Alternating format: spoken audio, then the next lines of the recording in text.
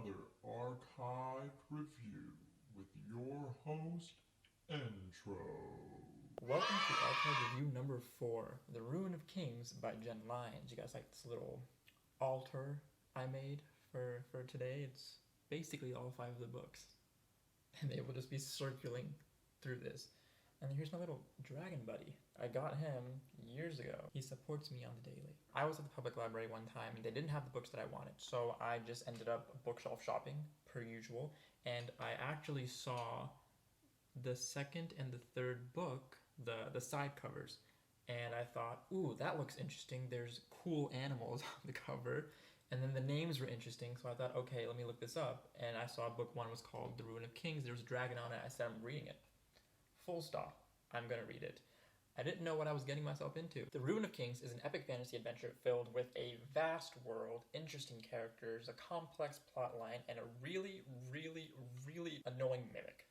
But more on that mimic later. I would recommend Ruin of Kings to any fantasy novel enjoyer, but with a caveat. This is not a simple and easy, fun read. This is a pretty complex world that you're going to immerse yourself into. This is its own just universe going around. My initial thought was that it was like Aragon and the Bartimaeus trilogy had baby. I don't know why, that's just the first 2 things that came in my head when I first got Ruin of Kings. And then I trashed that idea right when I started page 1.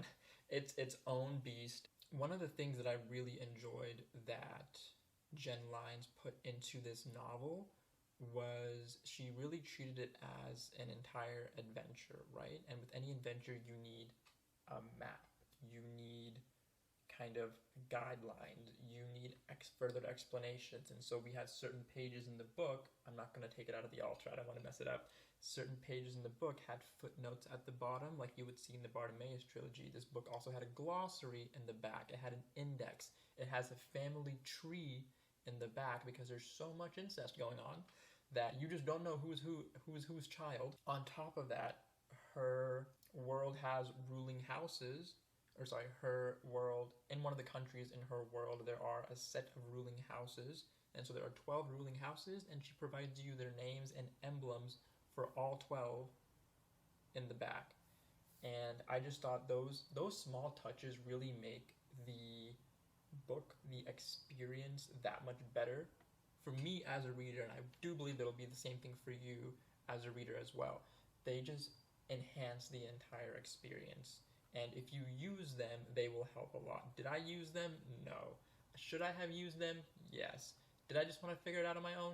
Yes. Did I figure it out on my own? No. So as you can see, learn from my issues and have a better experience reading this book. But I would highly recommend Ruin of Kings to any fantasy novel enjoyer. And I think you would be very happy with your choice reading the book. You might not be happy reading the book.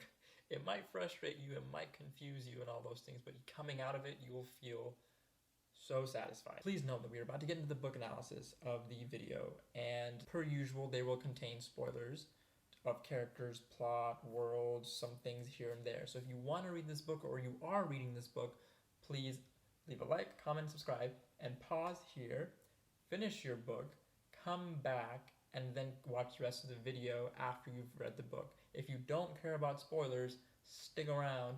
We have a lot to talk about. As with every book I read, I'm going to give you the book facts first. And here they are. Feel free to pause the screen, take a look at the facts, and then continue on. Okay, now that we have friction going, let's get into the first part of the book analysis, the people. Usually I will start with the plot. Kind of want to start with the people this time because the rest of the novel, the rest of the analysis is going to reference the people mostly. So there's just a ton of characters in this novel. I'm telling you that there's just a lot going on in this novel. There's a ton of main characters, supporting characters, people you think are antagonists, people you think are protagonists, and then they switch. There's just a lot going on. So there's a couple of key characters I just wanted to state out for you, okay? So we have what seem to be our 3 main characters, 3 main protagonists in a sense. We have Kieran, who is the main one you're following. You have Tereth, who is the second main character, a member of the Black Brotherhood, and Thurvishar, Dolores, son of Gadrith, Dolores, and possibly the third ally of our protagonist. And so after reading it, you kind of see these are the three main characters of the story that we might be following. Along with those guys, you have Relos Var, who is the strongest wizard in the world, air quote. He is one of your antagonists of the world. You have Talon, the mimic demon that I so despise. I don't like Talon. I'm not a fan of Talon, and it's because I'll get to that in a second.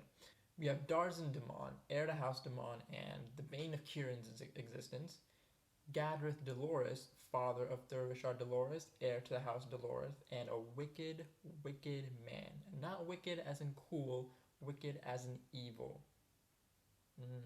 Like I said, there's so many characters, and I didn't necessarily have a favorite character, but I did really enjoy Kieran, Tereth, and Thurvishar's kind of dynamic going through the novel, because they weren't necessarily uber friendly, but they weren't necessarily just very standoffish. It was just kind of a, you're my ally because I need to do something and you're going to help me do it.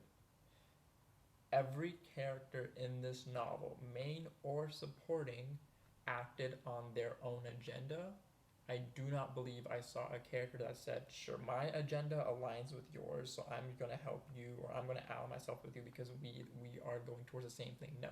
Every single character had their own agenda, and I love that because that gives every character their own motive, their own mission, their own personality, their own ideas, their own volition of what they're doing. And to me, that made each character so much more interesting, and you actually got to see layers behind a lot of characters. But I will say, the way Jen Lyons writes these characters, you don't know what's going on. You genuinely do not know what certain characters are thinking or why they're doing something. You think you have a handle on what certain characters are, like, oh, they're this kind of character. No, I'm gonna stop you right there. They're not that kind of character. I don't know what kind of character they are, but they're not that. So it was so interesting to read about all these characters, and like I said, there's so many. There's a glossary in the back, and they're literally character glossaries in the back. I'm like, this is this character, and this is what they do, because there's just so many. Along with the characters, I did want to also mention 3 factions, is what I'm going to call them, that we were exposed to in the Rune of Kings. The first 2 are 2 of the 12 ruling houses that we are exposed to. There are 12. We have not learned much about the other 10. We only know about 2, House Dolores and House Damon. And I'll put those emblems up on the screen for you right now. So we kind of get to see an idea of how the 2 factions operate, because the ruling houses basically have been given their own, I guess, right over certain parts of the country / kingdom, but they can't have autonomy over somebody else's home. They can't take over somebody else's home. They can't take over somebody else's, right. And by right, I mean like a specialty. So House Damon, I believe, specializes in, I think, healing or something like that. Another house might specialize in commerce. Another house might specialize in like maybe merchant trade, or another house might specialize in architecture or whatever it is. Like, they have their own specialties that they've been given ownership over by the king. But the reason they're split up is so that they can't overtake one another or overtake the king.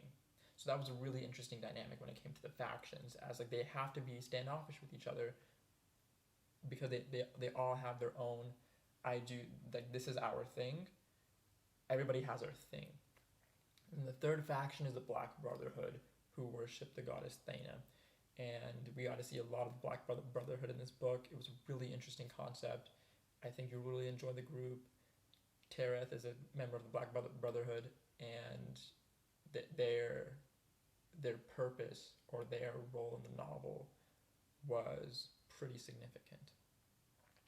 I enjoyed them and their characters more than the ones in the houses. I had my favorites in the houses though. But we could be here for an hour just talking about the characters, so I'll move on to the next section, which is the plot. So the plot is complex, to say the least. And the easiest way that I can explain it is kind of explaining to you what happens in like the first chapter. is that Kieran is in jail. Or this is actually the prologue, rather, but Kieran is in jail. And the jailer comes in, or the jailkeeper, or whoever they're called, which presumably is Talon, the mimic demon, because the way mimic demons work is they can devour somebody and then take their form, which is why it was so frustrating throughout the entire novel for me, is because I did not know. Like a lot of the times when Talon was referenced, I didn't understand. Like, okay, so is this character are you saying this character is Talon, and not the actual character, or are you saying Talon just said something in reference to that? Like, it was just so confusing of like, which is this character legit, or are they just Talon impersonating a character because they actually died, and Talon is just it was, as you can see, I'm already frustrated talking about it. Let's get back to the plot.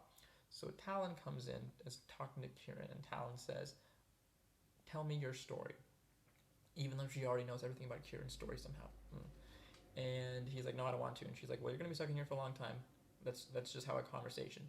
So Kieran starts recounting his tale up until he was put in jail, but his tale, let's say, starts at point A, when he was being sold as a slave, and then he starts recounting there in a first-person point of view. But Talon's like, "No, isn't there so much more to your story? Even before the slave trade, I want to hear that part." Kieran says, I don't want to hear that. I don't want to say that part." So Talon says, "Okay, cool, I'll tell it."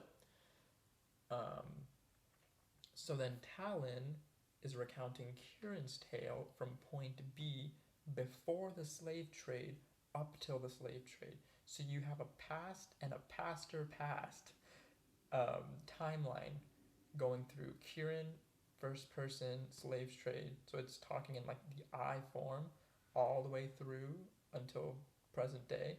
And then Talon, who's narrating Kieran's life, so it's third person limited, all the way through up until Kieran's slave trade story starts. So it's a point A, point B, and they're recounting it simultaneously, like chapter by chapter, alternately. And as you can see, it can be a little bit complicated to explain, but I did enjoy that. It was so new and so refreshing for me to read something like that I really enjoyed it. It was just really annoying when you get to the end of a chapter, it's a cliffhanger, and then they switch the timeline. So then you have to wait for the next chapter to come back to get back to that cliffhanger. But the risk is, one, you forget what happened in certain timelines before, because you're just like, what just I don't know. I was in timeline A. What happened in timeline B before I got to this chapter? I was in timeline B. What happened in timeline A before I got to this chapter? So the back and forth kind of got annoying. I kind of wish sometimes she would have maybe kept to a timeline for a couple of chapters and then switched. But I get why going back and forth, she just wanted to do that. So it was really, really an enjoyable experience reading the plot as a reader. It was like, it's like you're being told a tale versus following somebody's kind of tale, and in a sense, that was really nice. It was really nice. I really enjoyed it. So I really enjoyed the story and the plot in The Rune of Kings. You know, it had its own complexity and its own fast pace. If I did get distracted while I was reading, you would get lost at a certain point. So you kind of have to keep up the entire time. But that's what the footnotes are for extra explanations. That's what the glossary is for. You can literally just turn back pages if you need to, if you're not lazy like me and you don't want to go back and reread things. But there's so much lore in this world to be had through these pages that it is so satisfying to sink your teeth into actually thinking about, oh wait, what is actually going on? But even without, I had to reread this novel before I can fully grasp everything that went on in the book. But even after reading it once, I was so satisfied with the experience. But it also did want to make me go back and reread it just to, like, you know when you play a video game and you're like, okay, that was great, but then you play it back again trying to 100% it, and then you see a lot of things you missed the first time because the first time you were just focused on the main story. Now you get to do the side quests. That's what I'm talking about. That is exactly what I'm talking about. Okay, so the power system in this novel is probably the most lacking for me, and here's why. The power system is based on the idea of a magician's ability to see past the three veils of the world. The three veils were set up by three goddesses. And so you have the first veil, which is the ability to see minor magic spells, traps, etc. you have the second veil, which I think is the ability to, you know, wield magic, control higher levels of magic, etc. in the world. And the third veil is the ability to see past living and talk to or view or see the dead. Thana's veil is the last veil. Taya's veil is the first veil, and I forgot which goddess was the second. I'm sorry, I forgot the middle child. But it's so they didn't really explain, like actually give you a good foundation and explanation of the magic system. It just kind of existed. They gave you a little backstory in the middle of it of like here's how it came about and all that stuff. But even with that, you don't really fully grasp. Okay, what is the importance of the magic system? How is it implemented? Why is it an issue? Why is it important? How does it work? How does improving your magic work? Are there different types of magic? Are there different levels of abilities? Are there different affinities? That I didn't really get all of that stuff that you want in like a very juicy magic system. So for me, the magic system was a bit lacking, but I'm thinking that it's gonna be really heavily addressed in the other novels because there's no way in a story like this you're not gonna have a juicy magic system. There is no way that is being allowed. So lastly, the world building, the places. Now I'm gonna put up a picture of the world map on this thing, or on the screen. Now you tell me, right? But when I tell you, Jen Lyons took us through like 3 or 4 different countries, 2 islands. She put us on the sea, and she took us everywhere in this novel, and that was sick. There are a couple of places that were my favorites, right? This is gonna be spoilers, and I'm sorry, but I have to tell you guys about this because I audibly gasped when this happened. So they were out at sea, and they were trying to get through like I think they called it the Dead Man's Maw or whatever it is. It's just a very narrow, jagged pass that they have to like sail through to get past their assailants, and they're going towards an island, and people referred to it as like Old Man Island or whatever it is, and something happens. Kieran, for some reason, feels like he wants to start singing at sea, so he starts singing, and the island is moving. Why? Tell me why Jen Lyons put a dragon come island in this novel. She put a landmark dragon a landmass dragon in this novel. That was the coolest thing. I was like, there's no way you're telling me this thing they're trying to go to is moving. Oh, it's a dragon. It's the old man. Now, is the old man cool? Kinda, but he be doing some shady stuff. So I'll let you get to that when he gets to that part in the book. But that was so cool. It was so cool, and there were just instances like that in the novel where like she would take you to a place and you kind of get the idea of like this is a wasteland. What's happening here? Oh, there's a demon locked behind something that Kieran finds. Okay, Kieran, you're not white. Don't release the demon. Run away. Do what any sensible person would do and do not release that demon. So it was just so cool. The world building is vast, and not just like actual world as in landmass building, the world building in terms of the species, the culture, the different types of people there are, the hierarchy of the ruling houses. There's just so much to dive into in this novel. Like I said, the lore is deep. Okay? It's like when you watch an anime, right? So let's take Dragon Ball, for example. And you have, no, I don't want Dragon Ball.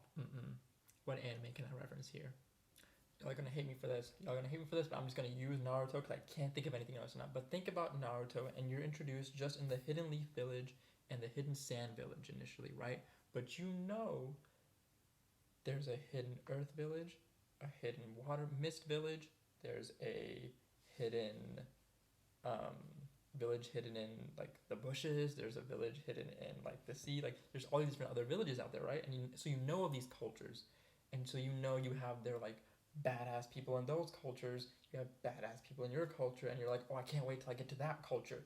That's how I felt about the ruling houses in this novel, because I want to see if any of them are noble. Are all the ruling houses conniving, sleazy, and sly? Or are any of them gonna join hands with Kieran, Tereth, and Dervishar later? Like, are we gonna have more main characters? Are we gonna have a squad? Are we gonna RPG the fuck up here? I want to know that. So the world building in this novel is so good. It is so good, and I'm really excited to keep reading this purely because of the world building. We're done with the book analysis for now. I could keep saying more. Maybe I'll come back for a part 2 later on. I will come back for the rest of the novel. So you'll get more of this with the other 4 novels anyway. If you enjoyed the video, please leave a like, a comment, and if you're new, subscribe. I love talking about these kind of books, and if you love reading these kind of books, this is the place for you. If you don't love reading these kind of books, this is still a place for you, because we will always accommodate you. If there's kind of books that you like, you let me know, and I'll read them, and we'll talk about them. Or we'll just talk in the comments. DM me if you want to talk about books. I love talking about books. To summarize, The Rune of Kings is an epic fantasy adventure filled with a vast world, deep lore, interesting characters, a complex plot, a intriguing enough magic system to get you kind of in the door. And if you're interested in that, I would highly recommend you give it a try. That being said, as always, I very much appreciate you all dearly. With the bottom of my heart, I appreciate you coming to the archives every day and or every week and just reading and hanging out and coming along. And I hope to see you guys next week.